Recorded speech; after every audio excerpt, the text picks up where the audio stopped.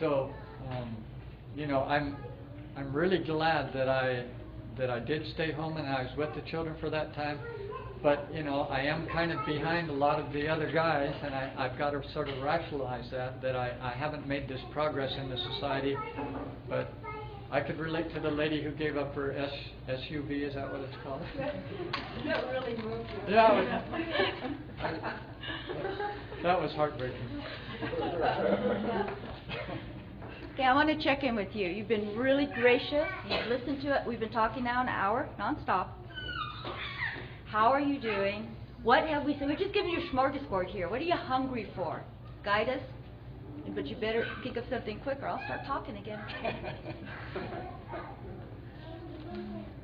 What's your vision for the future? What is the vision for the future? You mean like this next moment? You mean like the free birth movement where we're all headed together? Good. Excellent. Well, as we spoke with Fred at dinner tonight, I'm an optimistic about it because I wisely choose my friendship circles. I pretty much am in a community of free birth people, except in my immediate neighborhood, I might say, in central Utah, though there are some now. They're really cute about it, too. They say things like, oh, I just didn't make it to the hospital, you know, but nevertheless. So the vision I have, because I travel, I've been all over Europe now, giving talks on this subject in Australia, the United States. And wherever I go, and I look around, and I see someone who the first time they've heard this, and they get it like that. I tell you, I have so much joy when that moment happens. And as well as, you know, it's veterans here. When I listen to you, Laura, I learn so much from you every time I'm around you. Yeah, I know. I mean, this woman I imported after you wrote your book, 1994. After you wrote your book, I brought you all the way out to Utah to teach my students. I wanted someone who had a different language and another perspective, but is still called to the same works. Because this is how we are going to thrive and move forward. Now, each of us, from my point of view, is a hologram. Each of us has a whole truth about birth, because we are here. We're born. We're here.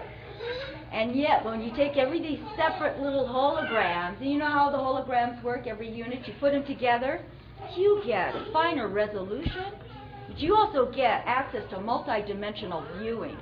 And that's my favorite place to be looking from.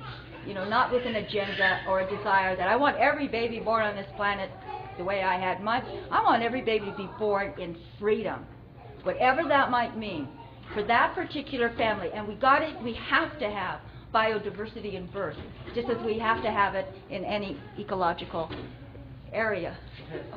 In any ecological area, because if you don't have biodiversity, then the whole thing falls apart.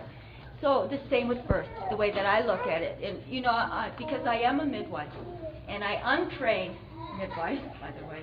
I gather up a lot of perinatal professionals and aspiring midwives, and give them a vision of free birth, and then they go on to the work, or similar work to what I'm involved with. I mean, it's a great way to have a midwifery practice. I even get checks in the mail, and I haven't even gone out of my house to attend a birth. That's cost-effective practice, isn't it? Okay? What, my malpractice insurance? I haven't needed it. As Rico said, we've been poor, you know, most of our marriage. So I don't need to have malpractice. There's nothing to take. I'm not a target. If I don't go to the birth, there's no chance the mother is now going to project her repressed mother material on me with her birth disappointment, which is like brought down sister after sister everywhere I go and talk to midwives. And I ask, like, how many of you have been hauled into court? You see the hands go up. How many have served time? And you see midwives are going to prison. And a lot of it's birth disappointment, primal disappointment. And that we do have a culture that, you know, if a baby dies at home, the first thought is, well, if it was born in the hospital, then it would have. Whereas, how many babies die in hospital? And then, where do I see the editor's letter that says, if that baby had only been born at home, then this would not have happened? Yeah. Because our culture is turned around on this point, and the midwives are so vulnerable. Now, in that I have a family, and I have